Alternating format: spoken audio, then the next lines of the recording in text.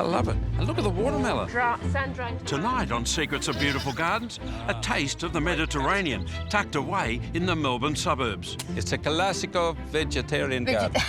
Yes. We take you inside edible gardens that are as beautiful as they are bountiful. It looks beautiful, but it's got a second purpose. This is my pride and joy, Graham. Wow. Chock full of fresh produce and great ideas, we'll give you the insider tips on how to create a thriving veggie garden anywhere. A beautiful, edible garden, and that's what we're going to do here. Whether you're planting out a balcony or an entire backyard, so that you can serve up a delicious dinner complete with a side order of grow your own bragging rights. Cheers. Thank you.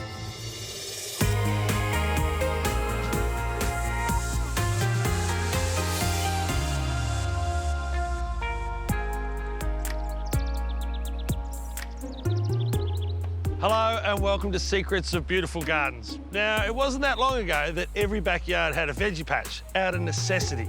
But then sometime last century, supermarkets started popping up and we chose the store-bought varieties rather than the homegrown stuff. Now, some of us traditionalists stuck with our regular veggie patches for sure. But, you know, by and large, gardens became spaces for entertaining. But as sustainability and seasonality have become principles of modern living, edible gardens have become the flavour of the month again. And the gardens that we explore on today's show are as productive as they are pretty. Starting with a little bit of Mediterranean magic that has to be seen to be believed. There's a boom happening all over Australia. Growing your own veggies is big and getting bigger. But if you need some inspiration, I'm about to show you something very special. A veggie garden tucked away behind a suburban house just 10 minutes from the heart of Melbourne that will surprise, delight and most definitely inspire you. Tony, buongiorno. Oh, hello. How are you, Graham? Hello, Lena. How are you? Good. How are you? Yeah, I'm very well. What a magnificent sight here. Grapes everywhere. Everywhere. Yeah. Come, we show you down there in the vineyards. Thank you. I'd love to see the whole garden. Tony and Lena have been growing fruit and veggies on this 3-hectare block for 25 years. They grew up in the same village in southern Italy, childhood sweethearts who eventually married and moved to Australia. Beautiful it is. Bringing their passion for growing food and cooking with fresh produce with them. It's more than just a veggie garden, though. It's a lifestyle, la dolce vita. Beautiful sweet corn. Yes, it is. Gorgeous. Look at inside. Oh, look at Look that. at this. This is Beautiful. interesting Yeah. because sweet corn loses its goodness after the second day. Even the same day. Even the same yeah, day? because I come here about half an hour before cooking, sort of picking, and yeah, because it's beautiful. Now you've got zucchinis there and cucumbers here. You must have a crop going pretty much all year round. Exactly. And we plant about every 4 or 5 weeks. We plant the same thing Yeah. because otherwise you get one crop and you finish. You haven't got any more produce. And yet, when Lena and Tony bought their property, it was bare land. But growing their own food is in their blood and part of their Italian farming upbringing. So how old would you be when you started being taken out into the farm with your parents? Oh, in nappies. Isn't that fantastic? So by the time you were going to school, you knew everything. You know everything. Yeah. Now, Italians, you use a lot of tomatoes in cooking. Exactly. Now, they look like Roma, but they've got a little crease down here. Yeah, that's because it's empty inside. It's doesn't have a lot of pulp, which is very nice to do the sun-dried tomato. And plus, if you do a dish that you don't need a lot of water. Now, what are they? San Marzano. Samosano. San Marzano. Samosano. Yes, I... And look at these beans. That's a berlotti beans. Right. And look at that. Oh, isn't that gorgeous colour? Yeah, look at that. Now, which ones are these again? They're the Madamola ones. Madamola. That's our favourite. So where did they come from? This come from origin from our hometown. Really? Yes. Australia has bred a lot of its own beans for home gardeners, but you've kept your true to your Italian type. Exactly, yes. Yeah, the papaluni. This grows in the mountains in Italy.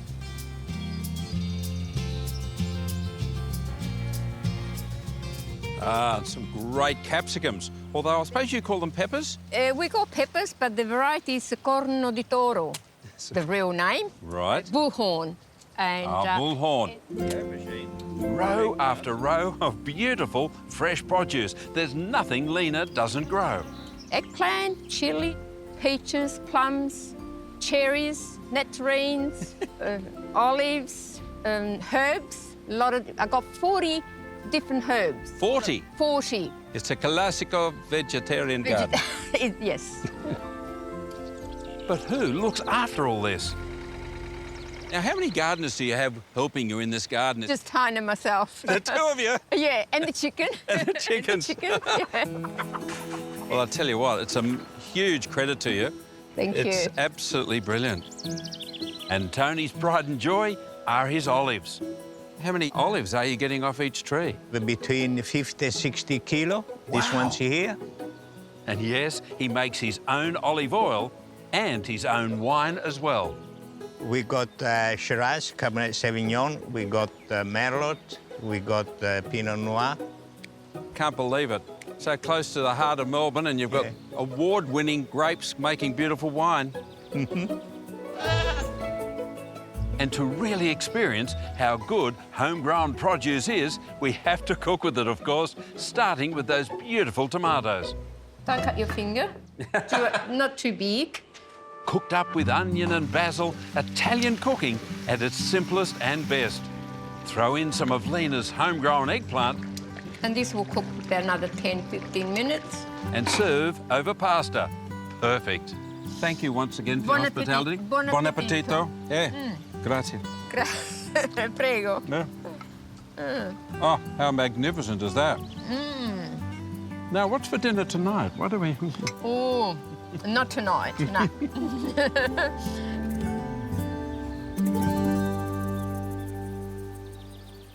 Well, I have to say, bravissimo to Lena and to Tony for a truly inspirational garden. There's obviously a lot of talent and great skill and a lot of hard work has gone into that garden. But you know, succession planting has also played a major role in their success. The key is to plant few, but plant often. Lena plants out a new crop about every 4 to 5 weeks, and plants like lettuce and corn and herbs are great for this because that's about the timing of their harvest cycle. So if you want to reap the rewards of a year-round crop, give succession planting a go. Later, a farm-based cooking school with a paddock-to-plate philosophy. Harvesting and then cooking, and somebody has to actually grow that first for them to enjoy it. Coming up next, a humble veggie patch that's pretty and productive. This can feed the garden, which can feed the family.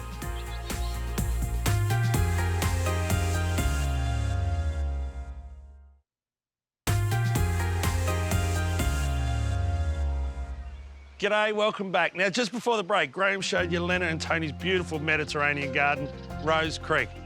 Lena and Tony have made it their whole life, but you don't have to have the 7.5 acres and spend every day working your crops to have a little bit of that good taste of homegrown at your place. The owners of this typical quarter-acre block in the Sydney suburb of Beecroft have incorporated a productive veggie garden into a stylish and functional backyard. So there's a little bit of something here for everyone.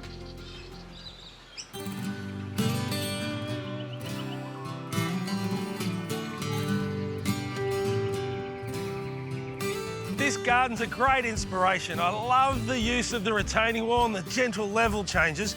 But the thing I like most, that interspersed in the whole garden, are herbs and veggies. It looks beautiful, but it's got a second purpose.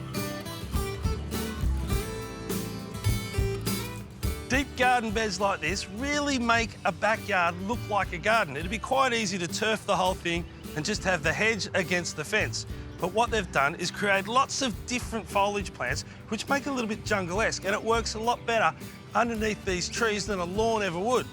Now, the native violet, it's the same green floor as your lawn, except you're not going to be playing sport and entertaining on it. But to look at, it's beautiful. It's got a flower that's pretty much there all year round.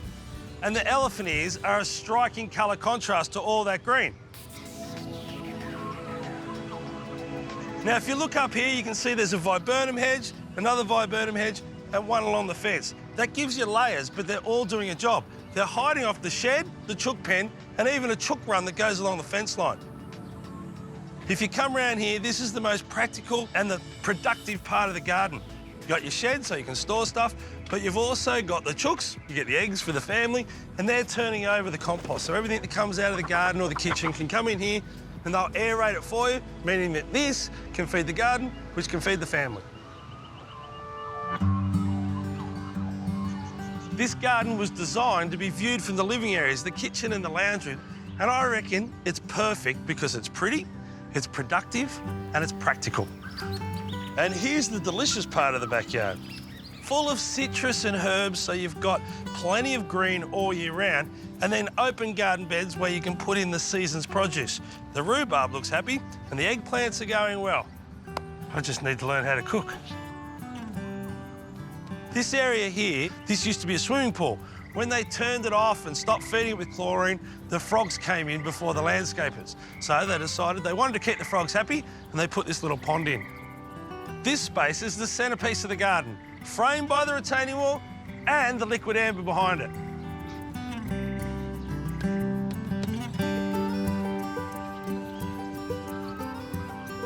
This path is bordered with a formal buxus hedge on one side, which stops you from falling over down that brickwork. But on this side, there's all beautiful plants that smell nice.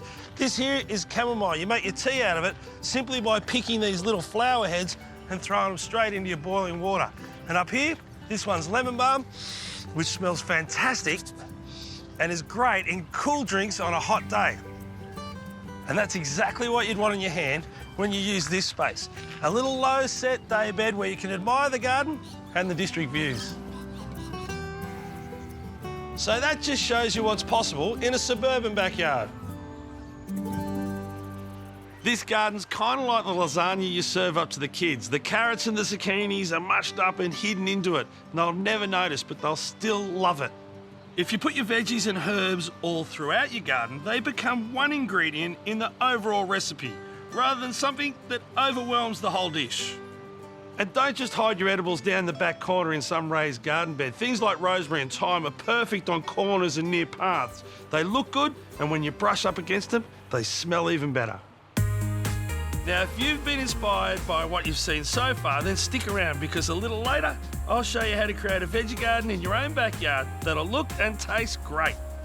It smells really nice, and it looks really good too.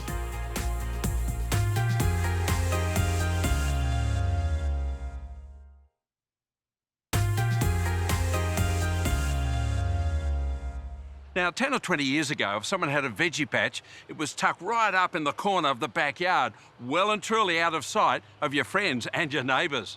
But as foodscapes grow in popularity, edible gardens are moving front and centre, just like this next one.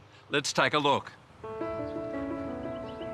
Verge gardening is a growing trend throughout Australia, and Karen has taken full advantage, starting her veggie garden before you even get to the front gate. G'day, Karen. How are you? Hi, Graham. Wasn't hard to pick you from the other side of the road. This is fantastic. Did you have to get permission to do this? More and more councils in Melbourne are starting to allow this and, in fact, encourage this. So why out here? I've got a lot of shade. Right. And so this gave me access to things I could grow in the sun, like artichokes and lots of leafy greens that really require more sun. Yeah, I can see you've got fruits and veggies. There's a locust tree. There's some perennial basil to give flowers for the bees through winter. Some Russian garlic. So are they mainly perennials, or have you sort of got a mix of annuals amongst the trees and the perennials? I tend to grow more perennials and self-seeding things, and it's just an easier kind of gardening when you're busy. You had grass here originally? How did it was a nature strip just like the neighbour. Right. And I've kind of built up on top of that. Just lay it on with lots and lots of organic matter. So homemade compost, any sort of green waste I chop up and put down there as well. Now, I've never seen this before. What's that? These are pistachios. So they need to live in a pair, a male and a female. Yep. They're quite rare in Melbourne, so it's a bit of an experiment, to be honest, just to see if they'll do something. Yeah, that's what gardening's about, isn't it? Where did all this start, Karen? Well, I've always grown my own fruit and veggies since I was a small child. It's just incredible how much you've got here. Of course, even the hedge is edible. Yes, Feijoa. That's a really successful hedge. Very good in a hot, dry spot. This is a zero-waste garden, including when it comes to the use of space. Karen has incorporated a nursery and an ingenious fish pond fertilisation system so that new contenders get put through their paces while the tried and tested continue to thrive. This is a repurposed barbecue. How clever is that? Portable mini glasshouse. fabrication. Yes, yeah, really, really handy. That's really clever. And you've got this little strawberry gum coming off the side here. That's very rare. I'm hoping that I can get that to grow. It has an amazing fragrance of strawberry gum. So because it does become a big tree, I'll just keep it in a pot and kind of essentially bonsai it and harvest the leaves that way. Now, from the nut, I can see they're quandongs. You're trying those as well? They're difficult to get going, but I am trying to. I would love to get one growing. It is. It's a full-on laboratory here, isn't it? I love it. This is an aquaponics system, basically a fish tank and a garden bed with no soil. So you've got the fish underneath and the garden bed on top. And these little clay pellets are able to have beneficial bacteria living on them that converts the fish waste into fertiliser. It's a bit like a chicken and an egg. You need the fish to produce the waste before you can have enough nutrient to supply the plants. Fantastic. So much happening.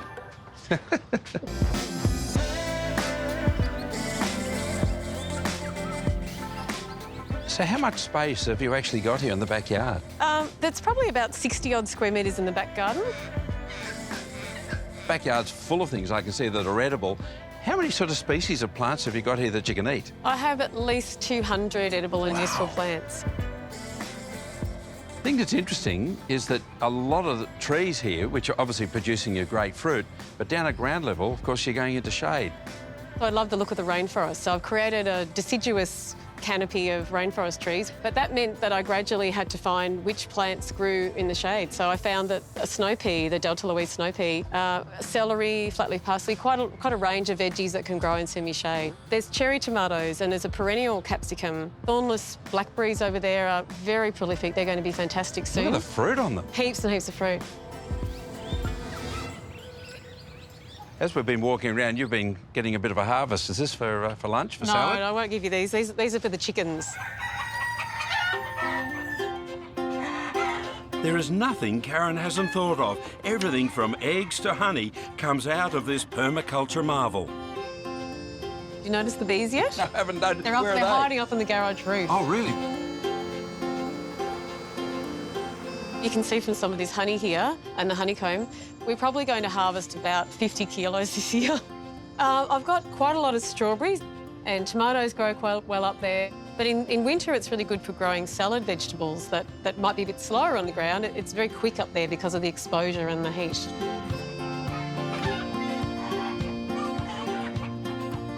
What's this bubbling away over here? This is elderflower wine. This is what fairies drink. Absolutely. Fairies? Karen, I've never seen such incredible produce coming from such a small area. Congratulations, and it's That's great. That's a huge compliment coming from you. Oh no, it's yeah. What would be, you know, the most important thing for people to take away from this story? It's matching the right plant to the right situation. Don't give up, because there will be something that suits that There's spot. always something you can grow. Always. I love your optimism. That's fantastic. I think it's great that councils are letting you use the front verge or the medium strip as a garden instead of just a stock standard lawn. Not that I don't love my lawns. Look, if you're trying to maximise the gardening space at your place, you need to check with your local council just to see what the regulations are for planting outside your boundary. Now, Karen's used every single inch of available space for a garden, from the front verge to the garage roof. But what do you do if you don't have that kind of space to spare? Well, fear not. I can show you how you can get your hands dirty, fall in love with gardening, reap a bumper crop without even having a pot plant at home.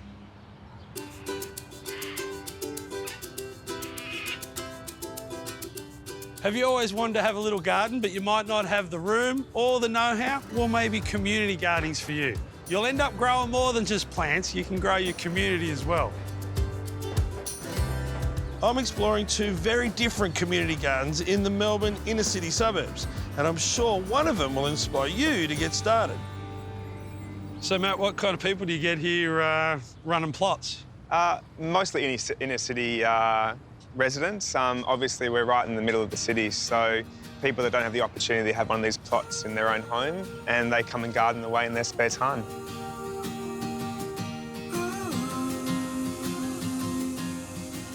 The good news is anyone can rent one of these plots. It's just like real estate. Close to the city, fantastic views, walking distance to everything, and you got to pay for that. And if you see these little white flags, well, it means you need help and you need a bit of water. So in other words, you've surrendered.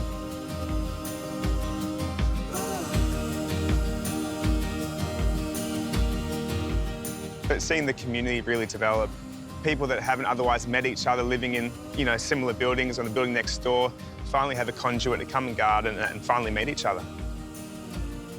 What do you like about having a little veggie patch here? Oh, well, I'm renting, and when I move on from renting, my vegetables are still in one place. Ah, that's a great idea. I mean, we live 2 blocks that way. We don't have a balcony. So what I had to do with this today is just build it up. I've replanted it, so it's cool. And it's so much fun. So if you like the idea of working with the community and learning and sharing from others, that's fantastic. But what do you do when you want to do it in your own backyard? Well, I reckon you invite the whole community over, and they call it Permablitz. The beauty of this movement is they're very, very industrious, lending their people power to transform backyards into beautiful gardens, based on the principle of permaculture. So tell me about Permablitz. What is it? Well, you have to go to 3 gardens and help out before you can have your own. And all you have to do is provide a lunch and your garden's transformed into permaculture paradise for you. How many people came here to help you with this? I'd say probably about 50 people came to ours, which was, you know, a lot of people. Before this was here, it was just sort of bricks and dirt. And I mean, it's quite a transformation. And I've got to really thank the people who came to our Permablitz for that. Jo's been very clever with the garden design. She really has turned an inner city Melbourne backyard into a vegetable growing paradise. And just like Karen's jam-packed veggie garden, Jo's made space for everything, from a chook pen to a beehive. So I really like to make vegetable garden really beautiful, a lovely place to be and a great place to entertain in. It's not just sort of shoved out the back, you know, behind the clothesline. Well, it is shoved out the back, but it's the whole backyard. Exactly. You know, this would have taken us, you know, years and years to get to the state it is now, but it was one day and, you know, the beds were built, you know, plants were going in. It just made it so much easier and we made such great friends. You know, I love my job. Yes, it's building gardens. Yes, it's getting some beautiful produce out of it. But it's also about building a community, and that is fantastic. One of the best things about a community group like Permablitz is you don't even have to know which end of a shovel to hold. As long as you're enthusiastic and you're willing to learn, you can do it all on the job. Growing your skill base? Tick. Growing some veggies? Tick.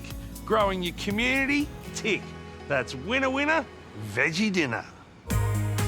Coming up next, the mini market garden right in the middle of suburbia. I just can't believe how much produce you've squeezed into this area here.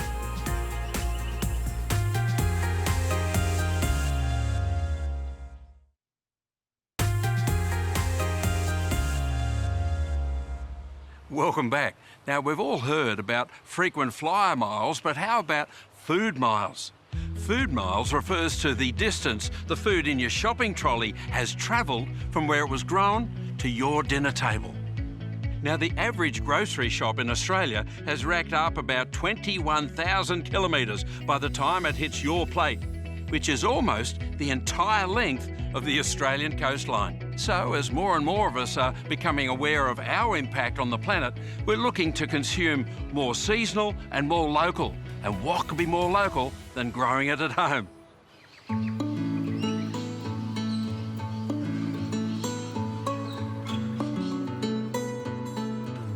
G'day, Sue. Hi, Graham. Come on in. Thank you. Now, this lady is so much in love with her fruit and veg, she has her very own mini market garden right in her backyard. Food is front and centre in Sue's garden, which has now grown to take over most of the family's backyard. If you need proof a Veggie Patch can be both productive and stylish, this is it.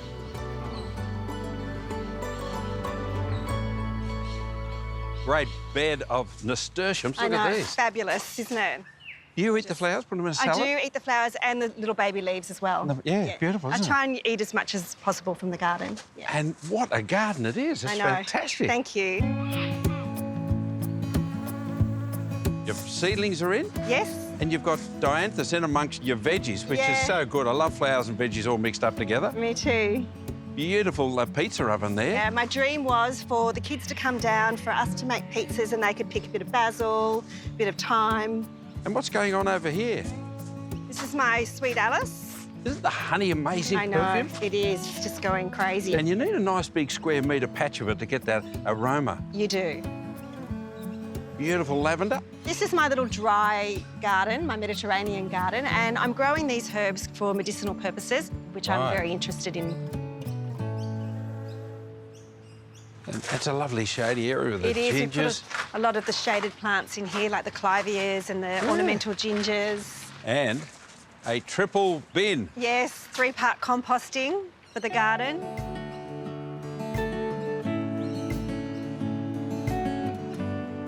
Wow, look at this. No question, Sue loves her gardening, and the biggest surprise of all is out the back. This is my pride and joy, Graham. Oh, I can see why.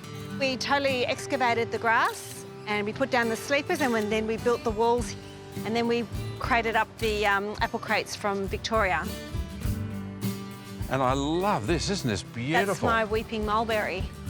Do you get any fruit? I get so much fruit. The kids come down, they get inside it, they pick everything, they come back all mulberry stained. It's fantastic.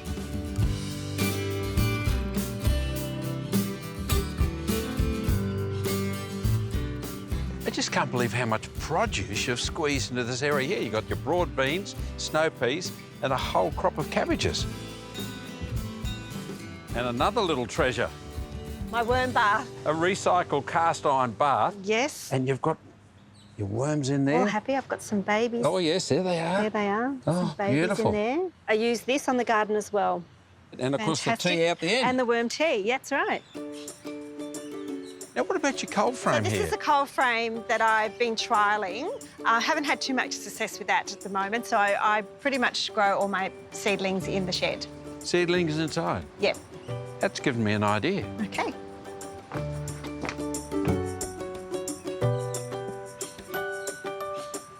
It's a fantastic garden shed. So you've got all the seedlings. All my seedlings, that's yeah, right. It's like a little mini glass house.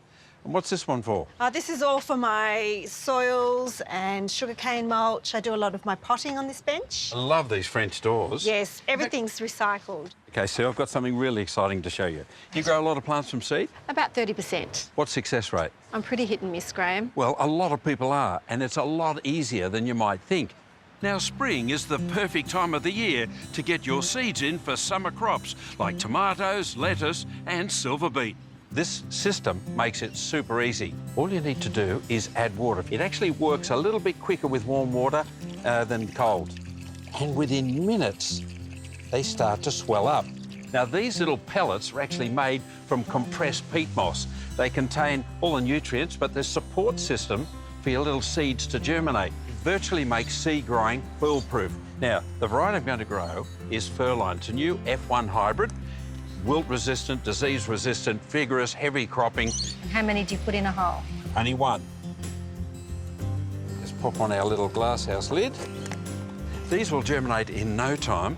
There's no soil disturbance, there's no root disturbance. You just pop it straight in the ground when it's up about just getting to the top of your little glasshouse. Thanks for today. It's been a real inspiration to see what you've done here. It's been a great day. Let's put these away. Okay. You're going to have some terrific tomatoes. I will. And spinach this year. I love that little story of Deb's grandkids picking all the mulberries and just getting absolutely covered in them. My grandkids do exactly the same. If you can, start your kids early in the garden because it has enormous benefits for children. It not only nurtures planning and organising, it keeps them active as well as educating them on nutrition. And if that wasn't enough, well, the kids are more than likely going to eat their fruit and veggies if they've been involved in growing them in the first place. So this weekend, get everyone out into the garden and make it a family affair. Up next, the secrets of how to create your very own veggie patch that's full of colour and flavour. A beautiful, edible garden, and that's what we're going to do here.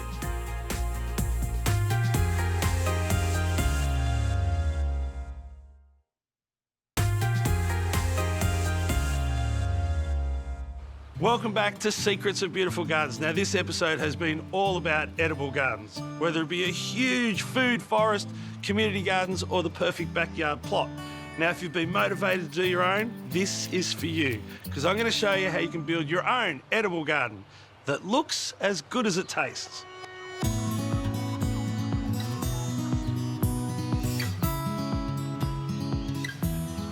Now, we all love a veggie patch, but they're usually practical and not that pretty. But when you've got a small yard or a little courtyard, maybe they need to be both. A beautiful, edible garden, and that's what we're going to do here. The first thing I need to do, get rid of these weeds. As beautiful and as soft as this soil is, it's no good for a veggie patch. It's turf underlay, but for a veggie patch, it doesn't have enough organic matter in it, which ends up becoming the food for your plants. While we're digging it out, we've also found these guys. They're curl grubs. They're what go through and wipe out lawns, but they'll also wipe out your plants. And putting veggies in here, it'll be like a dinner party for them. So if you see them, pull them out. Don't spray anything here that you would normally spray on your lawn, because after all, we want to eat the veggies, we don't want to eat the poisons. Now, thinking about landscape design, we want to screen off the neighbours. The windows and the gutters, they're not that attractive. So I've got some of these ornamental screens. They screen it off, they look good, but in a veggie patch, they give you a bit of height, and there's lots of things that need something to grow on, like beans and peas, passion fruits, even your choco vine. It looks good and it works well. Genius. Now, the best way to actually erect these guys isn't putting them onto the fence, because it's already wonky, so I want to start level and finish level. I've got some cheap gal posts. This is just 20mm square, which I'm going to attach to the back, freestanding like this, and then dig holes where they hit the ground. Just ram the earth rather than concrete them in. This is all nice and light, so it doesn't need the concrete, and my veggies don't want the competition. Now, rather than turning this entire area into a veggie patch that you had to walk into and trample over your plants, again, I want to make it look more like a mini landscape. So I'm going to have garden beds around the outside with a semicircle in here that's got a nice crushed pebble on it. And then in the middle, we're going to have a feature of flowers and a bird bath. To get a bit of height over the back here, I'm going to put a wine barrel in. Over here, maybe a feature tree. We're going to put a bench in so you can sit back and admire your handiwork. And then over here, another wine barrel just to balance things out. All I've got to do now is actually make it. So that's what I'm talking about when I say organic matter. See all the leaf litter and bark and timber that's broken up and composted into there? That gives it that texture. That's why this is good. But you don't want to just leave it on top, mixing it through the existing stuff and improving as much of the soil as you can. That way your plants will grow deeper and they'll be stronger, and that means you've got more to eat. Lots of people buy citrus, plant it in the lawn, and they never do really well. That's because they're shallow-rooted. So even in our veggie patch, these guys are going to go in wine barrels so you don't disturb the roots. It's pretty important not to plant any annuals like flowers or your veggies in here, because every time you disturb the soil, you're bashing the plant up. And then in the ground, I'm putting this lemon-scented myrtle. Apparently, you crush the leaf down, it makes a fantastic spice. So this pot comes in a set, and it's going to sit in the middle of our circle. This one here will be the base, and it's a perfect place to plant your strawberries and your pansies. Now, your strawberries like it up off the ground because they're away from their predators, snails and slugs. Pansies, well, they're nice and colourful, but you can eat them in your salads, even the flowers. And then on top, the second bowl will be full of water. It'll add birds to the garden. And the way this roof's leaking and the way it started to rain, I won't be turning on any taps. Now, lots of these plants are really soft, so when you plant them, they tend to fall over and look a bit daggy. Don't worry about that. Actually, on a cool day like today, they'll stand back up by tomorrow and look $1 million. Artichokes are actually one of my favourite veggies, not because I eat them, but because they look fantastic in the garden. Now, when I talk about garden design, I usually mention layering. Your tallest plants at the back, coming down to the smallest ones near your paths and your driveways. What we're going to do here is plant passion fruit at the back. Its tentacles can wrap around the timber in these slats and climb up the wall. Even the artichokes and the silver beet, they'll get to about 600-700 mil tall when they're established. And then you step down again to like the marjoram and the parsley. The parsley's a cracker along a path because when you brush up against it, it smells really nice and it looks really good too. When it comes to mulching your veggie patch, anything that's organic that's going to break down and improve the soiling is a plus. What I've got here looks like soil, but it's composted mulch. I think the first thing I said was veggie patches are usually practical and not pretty. Well, I reckon we've achieved both. It's still practical that you can get right into the centre of any garden bed, even pick your citrus and your passion fruit dead easy. And as far as pretty goes, well, it looks lovely. What I like the most is the contrast between all the foliage. You got the tiny leaf of the parsley, the beautiful big cabbage, purple in the sage. There's just so many interesting plants in this garden. Well, I think this proves that a veggie patch doesn't have to be an eyesore. This is an edible garden that's so pretty, you won't want to eat it. The secret to incorporating an edible garden into any design is simple. Just design it like you would any garden. A, you need it to be functional. B, you want it to look good. But C is the important one. You want it to taste amazing. And by design, I don't mean some complicated landscape blueprint. It can be just a simple thing like adding a screen to block off a neighbour or adding a bench. By placing that bench in the garden, it creates a destination. Somewhere people might think, I might wander over there and take a load off. Somewhere to plonk your tools while you're hard at it and somewhere to rest and admire your handiwork when you're done. Up next, the gardener's paradise that's homegrown, heaven on a plate. Wow, look at this.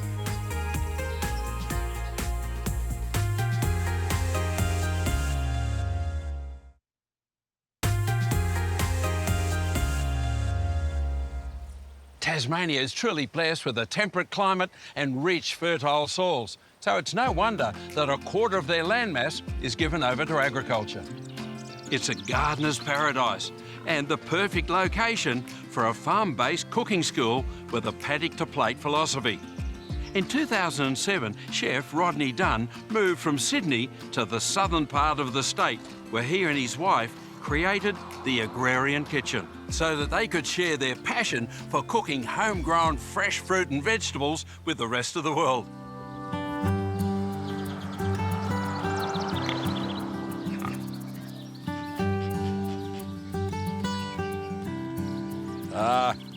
Catch you, Rodney, G'day, Graham. in the garden. How are you? What are you doing here, chef? Turn up in Tasmania? Well, it all comes from the pursuit of flavour, really, and there's nothing like the flavour as close to the source, picking it when it's absolutely right. Well, you've got such a fantastic array of crops just walking in from the front. Well, it's all for our guests to come and share in the process of harvesting and then cooking. It makes people appreciate it more, that somebody has to actually grow that first for them to enjoy it. Exactly. How about I cook us up some lunch? How does that sound? That'd be terrific. I'll let you do that and I'll have a wander around, OK? Fantastic.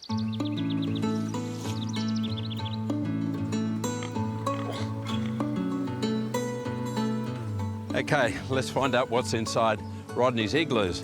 Wow, look at this. These are Black Beauty zucchinis and the crop's coming along nicely. Now, this is really interesting. You see, we tend to grow cucumbers all over the ground, but that takes up too much space. So if you've got a square metre, instead of growing them flat, grow them up a pole. This is burpless, so you don't get the indigestion. A nice little variety. And they're flowering, so once you've got the flowers, you'll get the fruit. Notice a little tip. You always pick up things in people's gardens like this. See, around the basil is crushed eggshells. So there's a little bit of extra lime going into the soil. And look at those lovely, rich leaves. Now, I've heard he's a bit of a tomato aficionado, and lovely varieties coming up here. But look at these frames, bit of Rio. So the tomato just grows up through the middle of the frame. How simple's that? Great idea with an igloo like this. It doesn't have to be as big as this one, but it means you can get a jump on the season. He's about a month to 2 months ahead of the rest of Tasmania's gardeners. Love it. And look at all the berry crops. These, of course, are raspberries. Better taste one to see what they're like. Oh, so sweet. Beautiful. Gooseberries. I've never seen so many gooseberries. Really good crop, unusual flavour, easy to use. Notice how you can grow all of these on a wire frame. Get them up off the ground, you'll increase your harvest and you have a lot less problem with the vines escaping. Oh, a very popular crop, blueberries. Now, if you've got the space, you can grow these in the garden, but you've got to net them because the birds just love them. And the currant, look at the fruit. White currants, red currants, and down the bottom I can see the colour black currants.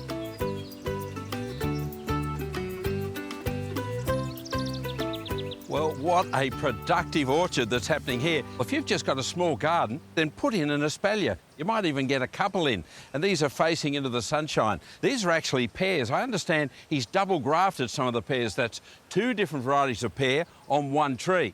Look at these apples. Look at this golden delicious. I also notice it's on a nice slope, so there's really good drainage. No root rot happening here.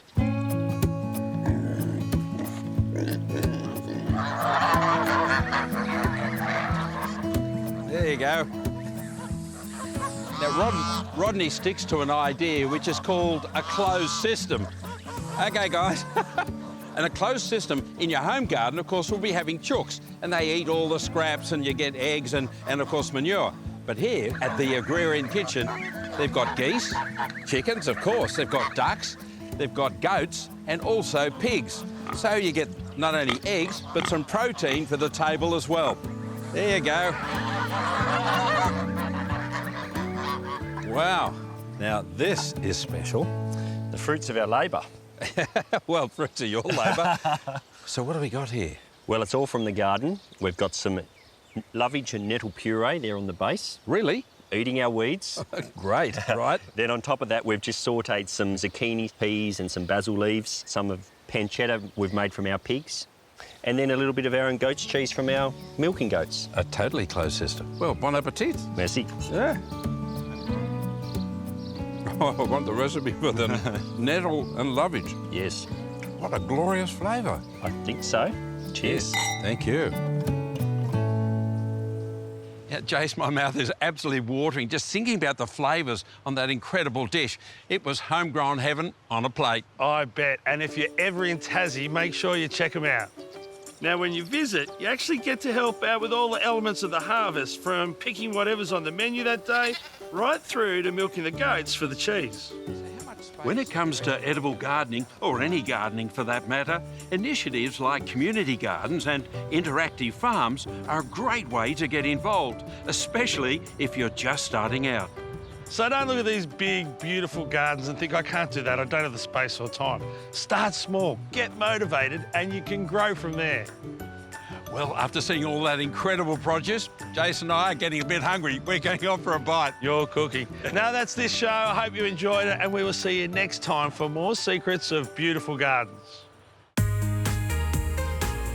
Next time on Secrets of Beautiful Gardens, we're heading to the jungle, the urban jungle, that is. Magic. This is unbelievable. You've just jam-packed so much in. As we look at the best green spaces for city living. Here it is. Hey, that is breathtaking. It's pretty good, isn't it? Bringing big ideas to small spaces. And it's far more than just a little courtyard.